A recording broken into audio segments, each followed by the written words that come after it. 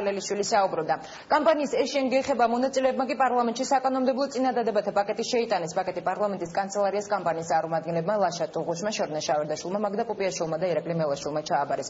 ინიციატივების საარჩევნო კოდექსში ცვლილებების შეტანას და საარჩევნო პერიოდში მედია გარემოს გაჯანსაღებას ითვალისწინებს. დამატებით, რა შეიძლება შეიცვალოს დოკუმენტის მიხედვით და გეგმოს თუ არა ხელისუფლება არასამთავრობოებთან ერთად. საარჩევნო კოდექსზე გამეორებით მსჯელობას ნინო არხულიანი არკვევდა.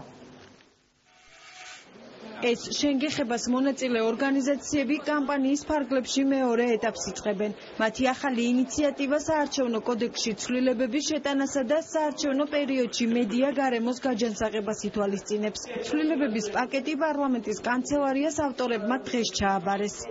ეს არის ეს კანონმდებლობა, რომელიც მედიასთან არის დაკავშირებული, უშუალოდ ეხება მედიის, ასე ვთქვათ, საქმიანობის ხელშეწყობას, მეტ გამჭირვალეობას, მეტ დისკუსიებს, მეტ დაცულობას და რაც თავარია ეს მიმართულია ამ მომჩევლისკენ, რომ მან მიიღოს უფრო ხარისხიანი და მრავალფეროვანი ინფორმაცია. სამართლიანი და თანაბარი საარჩევნო გარემო. დოკუმენტის ავტორები ფიქრობენ, რომ მათი წინადადებები ამ შედეგს უზრუნველყოფს. არასამთავრობოებს იმედი აქვთ, რომ ხელისუფლებასთან გარკვეულ შეთანხმებას ამჯერადაც მიაღწევენ.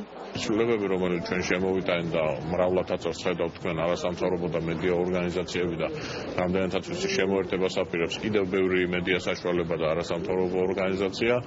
ამ ცვლილებების მიღება თვითონ მმართველი გუნდისთვის არის ჩემი აზრით საჭირო იმისათვის, რომ დაანახონ როგორც ქვეყნის შიგნით, ასევე ქვეყნის გარეთ საერთაშორისო საზოგადოებას, რომ მინიმალურ დონეზე მაინც არის უზრუნველყოფილი თანაბარი საარჩევნო გარემო. წინა საარჩევნო კამპანიის წესებში შეგვაქვს რიგი რეგულაციები, რომელიც უფრო მეტად ამკაცრებს ადმინისტრაციული რესურსების გამოყენების წესებს და მესამე მნიშვნელოვანი საკითხი შეეხება უკვე მედია რეგულაციებს არჩევნებთან დაკავშირებით.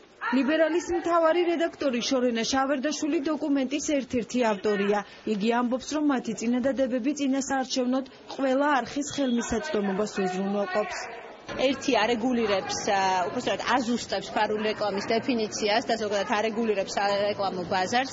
მეორე მარეგულირებელ კომისიას აკისრებს ფუნქციას, რომ მან სერიოზულად მიიღოს და გააანალიზოს მედია მონიტორინგის შედეგები სხვადასხვა ორგანიზაციების მიერ ჩატარებული, როგორც ადგილობრივი, ისე საერთაშორისო ორგანიზაციების მიერ ჩატარებული და ასევე მესამე ძალიან მნიშვნელოვანი საკითხი ეს არის საკაბელო მაუწყებლებს ეკისრებათ ვალდებულება, რომ გაატარონ ადგილობრივი სიგნალი. ეს იქნება სათემო მაუწყებლობა, საზოგადოებრივი მაუწყებელი თუ ასე შემდეგ. მედია ორგანიზაციების და არასამთავრობო ორგანიზაციებისგან განსხვავებით, მედიასთან მიმართებაში პრობლემებს ვერ ხედავს საპარლამენტო უმრავლესობა. ამის მიუხედავად იურიდიული კომიტეტის ხელმძღვანელი მზად არის საკითხი არასამთავრობოებთან ერთად გაიაროს.